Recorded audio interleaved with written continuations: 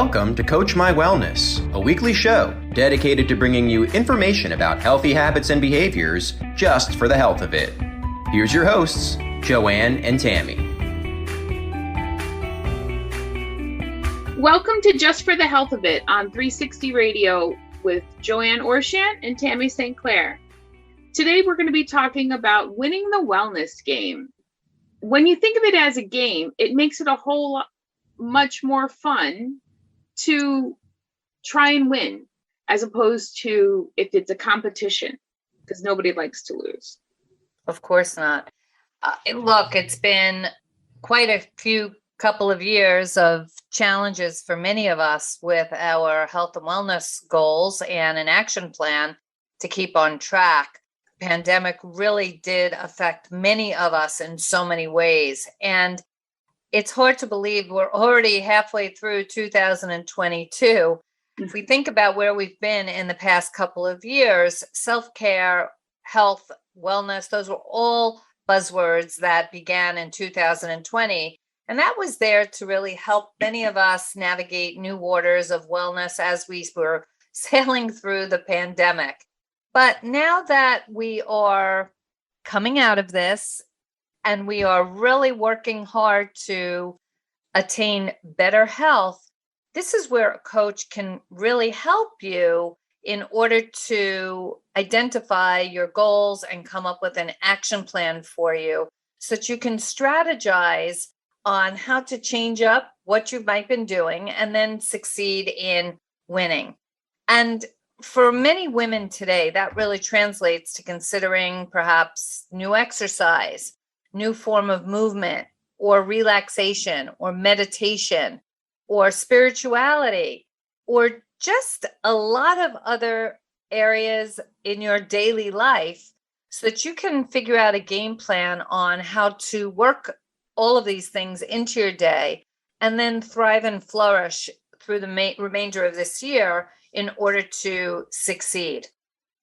And I'm glad you brought in movement and exercise. As much as we say exercise, oh, we all kind of, the hairs on the back of our neck go up. When we think of it as movement, we often think, oh, I have to go and I have to walk for an hour, or I have to go run, or I have to go to the gym, or I have to do this. And in reality, there are no have tos like that. So the research is showing that even doing small amounts, 10 minutes, 15 minutes, 5 minutes of activity will help to build your stamina. And part of that is when we first start out, especially coming out of the pandemic, all of us are kind of like, oh my God, I can't even walk uphill anymore because our stamina has decreased. But now, the more you get into little by little, the more that increases and grows, and you gain the benefits of what we always hear, that threshold. Oh, you have to do 30 minutes. Well, yeah, but you can do 10 minutes here, 10 minutes there. So when we say getting in your movement, maybe that's taking a walk at lunchtime and going the long way to the bathroom and then going to the cafeteria or to wherever you're going. So there's lots of ways to be consistent and keeping that consistency so that your body will gain the benefit. Look, there are a lot of remnants of the pandemic that are still being felt. A lot of women are experiencing, and men are experiencing, high levels of anxiety. There are mental health challenges. A lot of us are dealing with loss, maybe not sleeping well. People are sad. And also that loss of freedom that we've all been through. I tell my clients all the time, the script is being rewritten. No one is really sure where we're going. But we have the ability in so many different ways in order to set ourselves up for success. And it's up to you what to focus on. I have clients that want to focus just on releasing some weight that perhaps they have put on throughout the pandemic. There are other people, I'm sure some of you listening out there can relate to this, that are missing the physical activity because we haven't taken advantage of this quiet time while we are all readjusting. There are sleep issues that I hear about all the time. Are you someone that is really struggling with that? Or just this sense of sadness, which ties into the loneliness piece and the isolation, as well as perhaps you had COVID, perhaps you were sick, perhaps you have some long haul effects that are syndromes that are still affecting you. There are so many things that are happening out there. And if you're anyone that can relate to any of these challenges, just know that you're not alone. And working towards reducing chronic stress and embracing the physical movement and some of the relaxation tools that are out there to help to engage the parasympathetic nervous system, which is truly the part of healing the body, which will lessen the impact of what we've all lived through over the past couple of years. So, Tammy, if you want to talk a little bit more about the movement piece, because that is so important. And then we have a lot of other things that we can talk about, because again, in a lifestyle of health and wellness, it's not just about one thing. It's a lot of things. It is that wellness wheel that we've talked about in the past that encompasses a lot of different modalities that we all have. We'll break that down a little bit as we continue to go through this. Right. So one of the things to focus on is understanding that movement is medicine. Finding time to do that daily walk, finding time to exercise. You lubricate your joints when you do that. You raise your heart rate. You gain all of these secondary benefits, but it also gives you a chance to kind of close out the world and all of the demands that are on our time, and allows us to focus on our breathing, to get ourselves to slow down and kind of just give us a moment to refresh. And I think, with all of the stuff that's happened in 2020, 2021, now we're halfway through 2022, we kind of are struggling because we want to jump back into everything that we were doing before, but we kind of liked having a much slower pace. And so embracing that slowing down, and instead of being running, why not embrace a practice of mindfulness? Take some time out, go sit under the tree, go to the park, enjoy the day. Listen, if you didn't get an animal, if you didn't get a pet during the pandemic, now's a good time. There's always a good time to get a dog, get a cat, so that you can just allow the dopamine and the oxytocin to flood your brain while you're interacting with that animal. So always a good thing. That's so true, Tammy. And a wellness plan is truly geared toward achieving overall health in all facets of your life. It's multidimensional way to look at your entire well-being. It's interesting, according to the Merriam-Webster dictionary, wellness is defined as the quality or state of being in good health, especially as an actively sought goal, meaning that lifestyles there are to help to promote wellness. And a wellness plan can take into consideration mental, physical, spiritual, financial, professional, intellectual, and environmental health. All of those things that we have in the wellness wheel. That's right. All of those areas. That's what it's there. So while creating a plan for your health, it's important to assess each area of your life to determine what your goals are. If you don't know what your goals are, how do you expect to reach them? So asking yourself a few key questions can help you to discover a way to help to improve your life and to create goals accordingly. And this is similar to what I work with when I'm introducing our plan to a new client.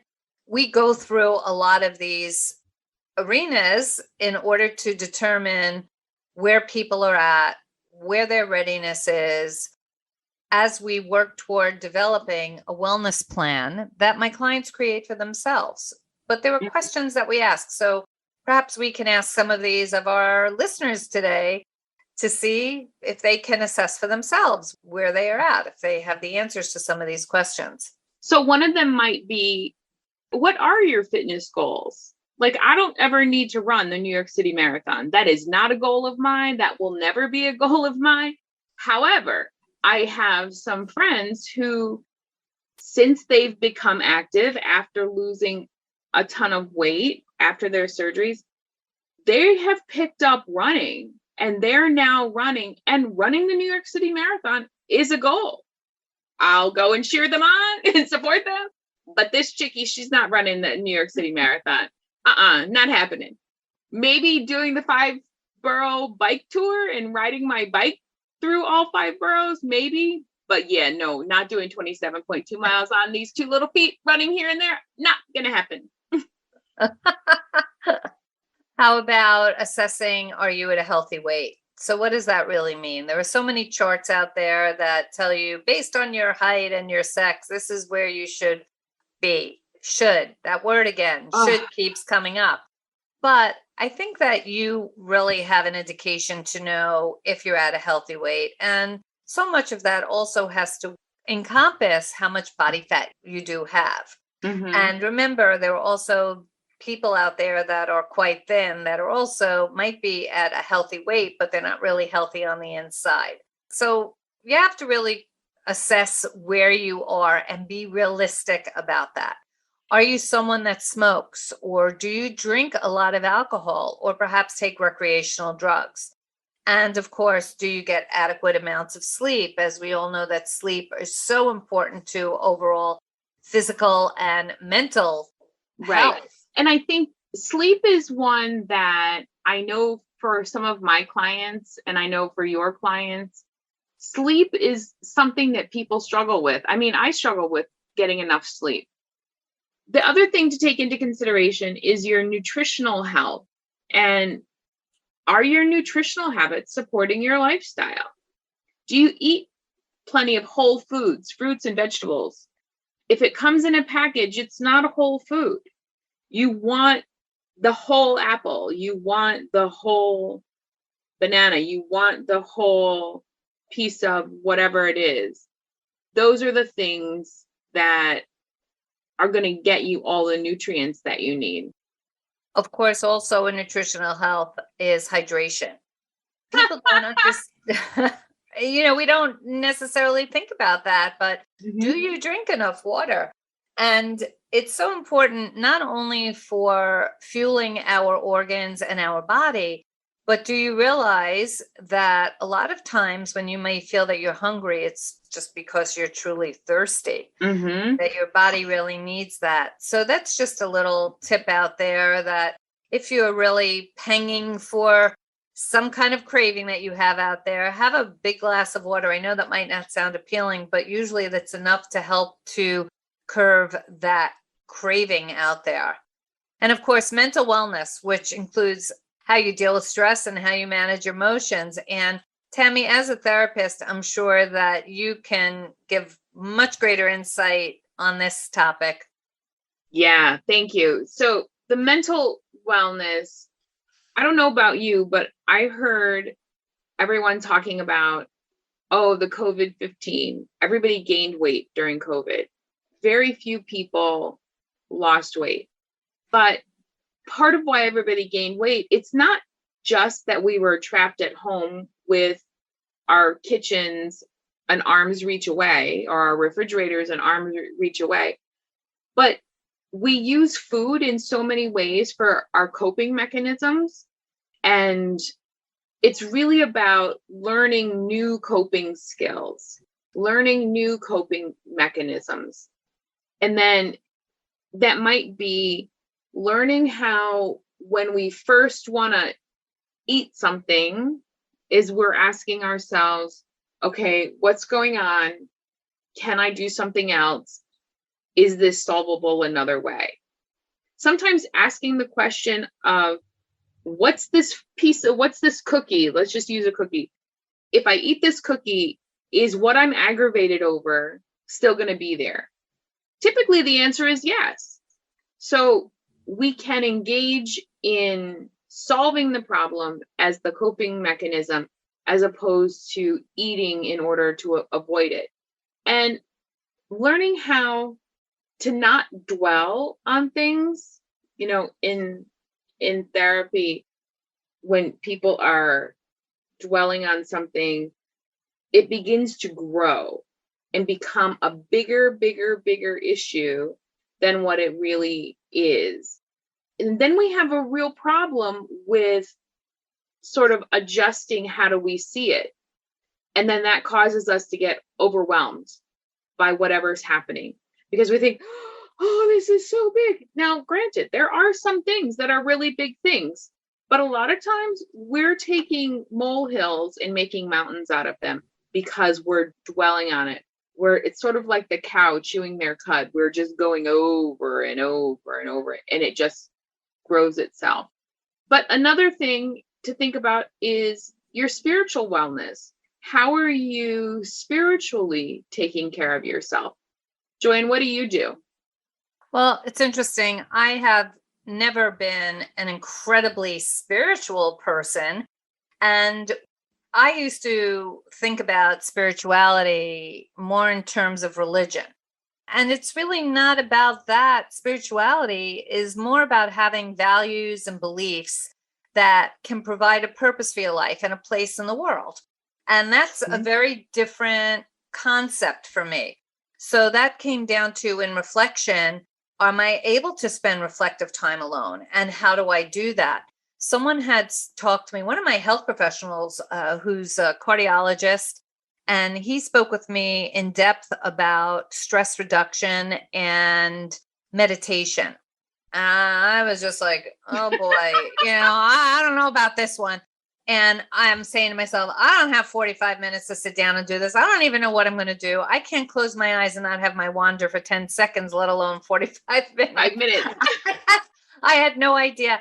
So he asked me an interesting question. He said, what do I think meditation is?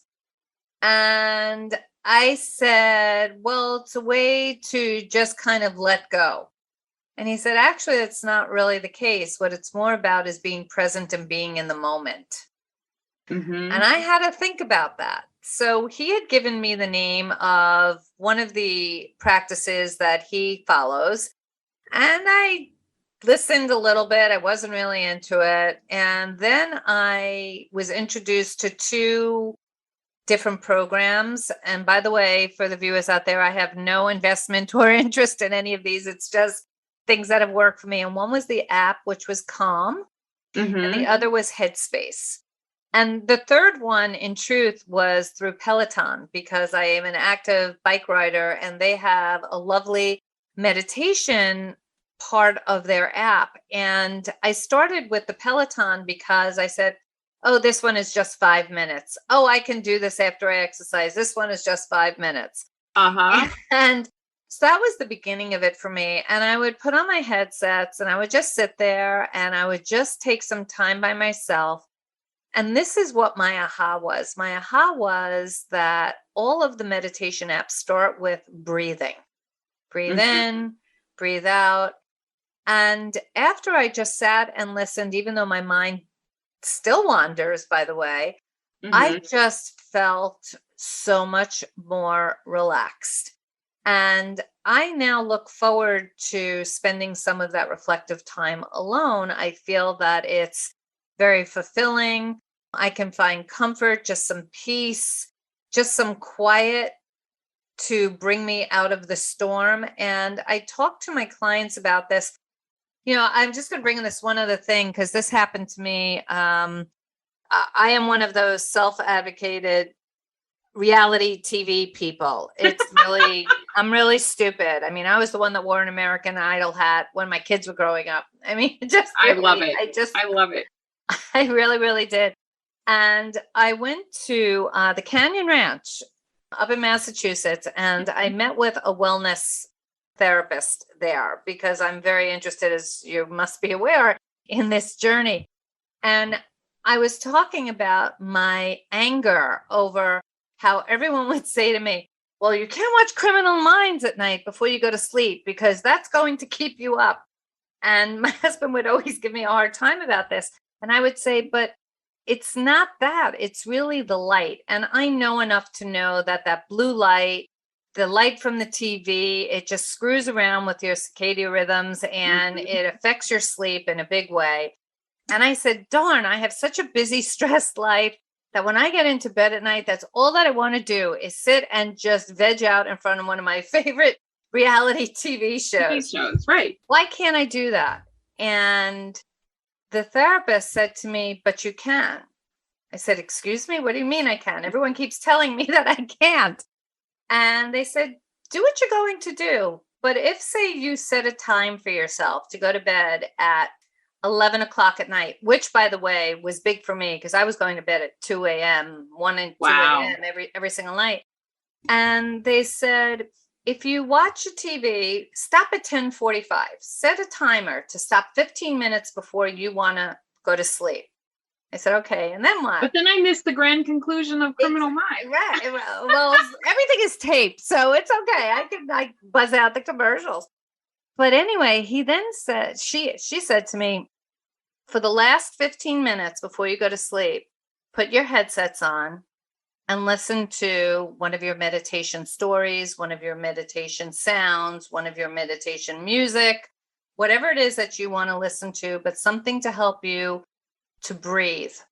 And what happened, Tammy, was truly miraculous because about, I would say 10 to 12 days into just forcing myself to do this, being, again, consistently consistent, all of a sudden, when I was listening to one of those sleep stories on Calm, I never finished the story and my sleep started to change. And it wasn't so much about this whole spiritual place that I was going to, but this reflective time has now given me a chance, not only with sleep, but if I'm with my kids, we were all together on Father's Day. And we were sitting outside and one of my kids was doing something and I just kind of sat there and it's so almost like time slowed down where I was able to just be in the moment because I allowed myself to just deflate and to spend that time to say, be present to where I am today. And I have to say, the comfort and the meaning of my daily life has changed so much since I am working on this new skill set. So for those listening out there who've never gone down this road before, just know, like anything else, it takes some time. It'll be tricky in the beginning, but if you just keep with it, if you just keep laser focused on what your goals are, things will start to change for you. I know that was a little long-winded and I apologize, but it's been a really big change. Right. But I think that's important. Even, saying what you said at the end is just sticking with it. Going back to running the New York City Marathon, my friends who have picked up running, when they first started, running a half mile was not something they could do. Walking to the mailbox or walking a half mile was about it. So staying with it. And I think taking that reflective time, because when we're doing those activities, that's when we can also have it. It also gives us a sense of being fulfilled and finding meaning. Well, of course it does. And that ties back into this thought process that everything that we do is connected, right? So whether it's the physical and the mental and the emotional wellness, meaning you're being attentive to your thoughts and your feelings. If you notice, when I was talking about the spirituality piece, I really got into the emotional wellness piece in spite of myself because they really are tied together. Right. They're very intertwined. They are. And accepting of your feelings and being able to remain positive despite all of life's sometimes very unpleasant moments is a skill set that needs to be developed. Right. And in cultivating that, I think part of what we also do in this emotional wellness arena is we think, oh, I'm not supposed to feel bad. I'm not supposed to feel angry. I'm not supposed to feel disappointed. But those are all emotions that come with life. So when we feel angry, that really means that someone's crossed one of our boundaries. We're feeling impinged upon. It's a way that your psyche is saying, hey, don't tread on me. There's something going on. Well, that also ties into sometimes your intellectual awareness of where you're at for yourself. And the intellectual wellness is the practice of engaging in creating mentally stimulating activities to help you to analytically think and to learn and to problem solve. Both you and I are very lucky and fortunate because we both absolutely love what it is that we do. We love coaching people. We love helping people. It's just in our DNA. Right. And I know so many people who hate their jobs. So the question to ask yourself is, are you feel fulfilled by your career? Do you feel well appreciated? Are you compensated for the work that you do? Are you confident in your abilities to do your job? And are you mentally stimulated by work? I keep coming back to this mental stimulation because that's how, as people and humans, we grow, is by challenging ourselves and pushing ourselves forward. And of course, if you're not that happy in your profession, where are you financially? Are you, money is so tight for so many people. I was listening to the news last night and they were talking about how all these rent stabilized apartments, they're now increasing that. And the people are so struggling who haven't been working. So are you living within your budget? Did you overspend or underspend during the pandemic? And now you're going crazy with spending funds that you don't have because you feel that you've missed so much. And of course, are you building up for the future? I mean, what are you doing to plan for down the road? Because it comes sooner than we think. Oh, it so comes sooner than what we think. When I was in my 20s, if someone would have said to me that I'd be starting new things in my 50s, I'd be like, what? And so those are important. But the last thing I want to sort of bring about is, how's your environment? Are your surroundings helping to support you? Are you spending enough time in nature, getting enough sunshine? I know part of what I used to do before I moved into the city, I had my car. And so when we were talking about having that time to reflect, there would be plenty of times where I would just leave, because my day job is in hospice. I would leave the hospital having just met with patients and just sit in my car for like 10 minutes to just breathe. So getting involved in everything in your environment and picking and choosing, getting outside. Sometimes as much as making sure that your surroundings are comfortable and tidy, and then making sure that you're participating in your local community. Maybe there's an art class, maybe there's that financial planning that we were just talking about, the financial wellness. A lot of times in your community centers, there's a class that you can take. Right. So look, we've both asked a lot of questions today and we've talked about some of these. However, it's time that you ask yourself these questions for yourself and decide what goals you'd like to establish. And in order to keep them achievable and realistic, it's important to make short-term and long-term goals. And as coaches, that's something that I know we can truly help our people attain. So in part 1 today, we talked about winning the wellness game. Please stay tuned for part 2. We'll be right back. Thanks so much for joining us today. Just note that starting in July, every Thursday evening, Tammy and I will be on Instagram Live. So please look out for us at CoachMyWellness_CMW. And also, please make sure to go to our website and subscribe to our newsletter so that you can get many, many more tips and tricks from us and conversation that we would love to engage with all of you. So you can find us at coachmywellness.com. Thanks so much. We'll be right back, so stay tuned for Closing the Gap.